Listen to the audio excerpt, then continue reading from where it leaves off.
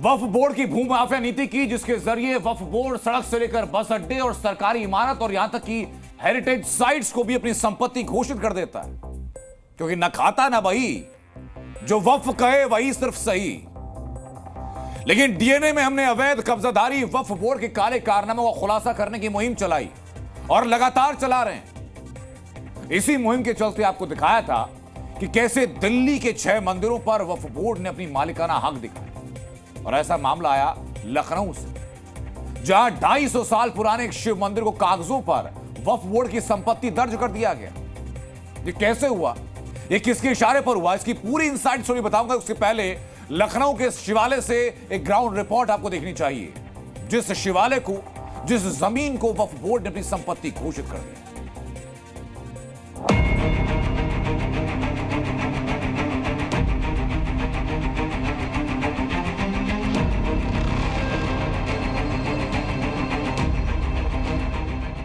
लखनऊ के सादतगंज में शिवजी का यह मंदिर करीब 250 साल पुराना है, लेकिन 8 साल पहले इस शिवालय को वक्फ ने कागजों में अपनी संपत्ति घोषित की। ये वो शिवालय है जहां पर वक्फ बोर्ड ने अपना कब्जा दिखाया है कि इस शिवालय की ये जो ज़मीन है ये वक्फ बोर्ड के अंदर आती है, और 2016 में इस पूरी संपत्ति को मुख्तार अंसारी की पत्नी अफसा अंसारी को बेच दी गई थी, जिसने यहाँ पर प्लॉटिंग की, और ये जो शिवालय वाली जो ज़मीन है इसको वक्फ की संपत्ति में अटैच कर दिया गया। अब ये जब विवाद बढ़ गया है, तो इस विवाद के बाद ये पूरा मामला जो है वो कोर्ट में है।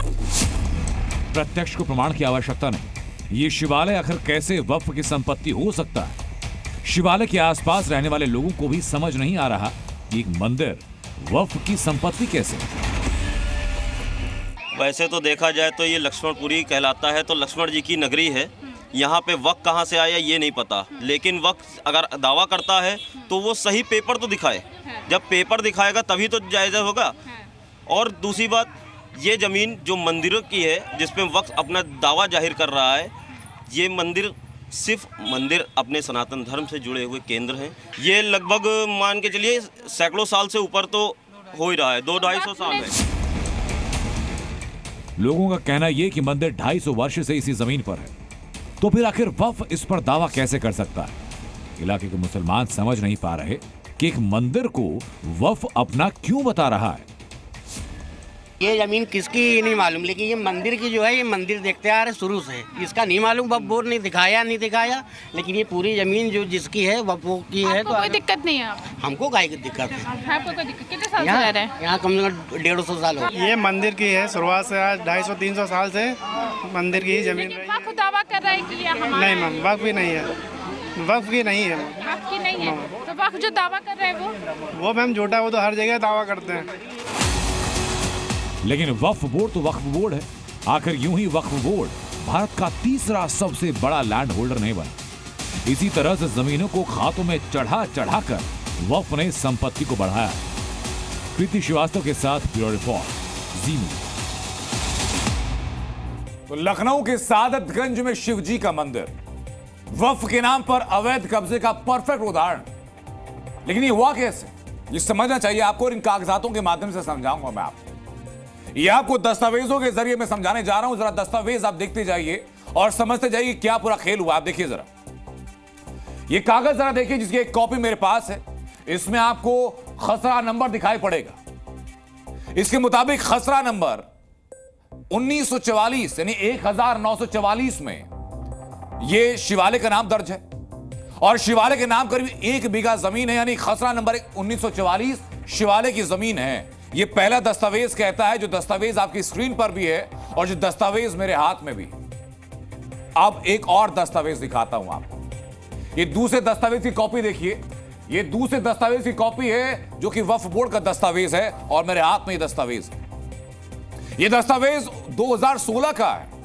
इसमें खसरा नंबर 1944 से खसरा नंबर आपको दिखाई पड़ रहा है, खसरा पैमाइश दिखाई पड़ रही है। इसके अलावा जो सादतगंज मुतल्लिका शहर लखनऊ और यहां पर मालिकाना हक किसके पास आपको दिखाई पड़ रहा है। इस पर शिवालय पर वक्फ का हक बता दिया गया, यानी मंदिर भी और मंदिर की जमीन भी दोनों वक्फ बोर्ड ने अपनी प्रॉपर्टी बता दी। अब ये हुआ कैसे, अब जरा आप इसको समझिए। इसके लिए एक और कागज में दिखाऊंगा आपको। ये तीसरा कागज मेरे हाथ में है, जो कि एक स्टैम्प पेपर में बना हुआ है, दस्तावेज साल 2013 का। खसरा नंबर 1944 दर्ज है। भाषा आप पढ़ सकते हैं, मैं फुल स्क्रीन में दिखाऊंगा आपको। ये बहुत जरूरी बताया गया। ये दस्तावेज सैयद अब्बास अमीर का हलफनामा है, जो मीर वाजिद अली का मुतवल्ली है, यानी उनकी प्रॉपर्टी का केयरटेकर है।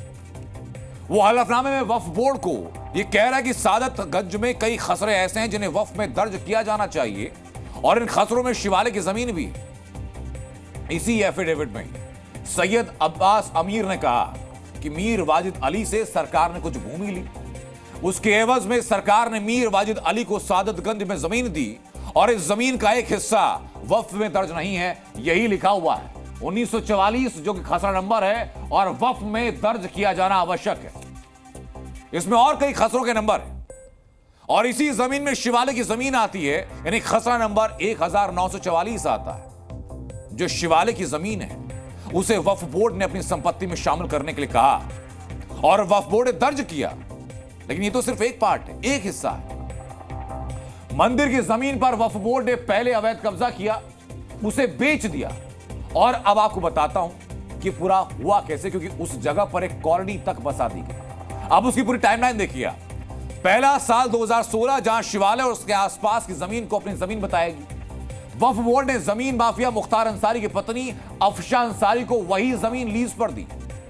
अफशा अंसारी ने वक्फ बोर्ड से लीज पर ली जमीन पर प्लॉट काट दिए और बेच दिए।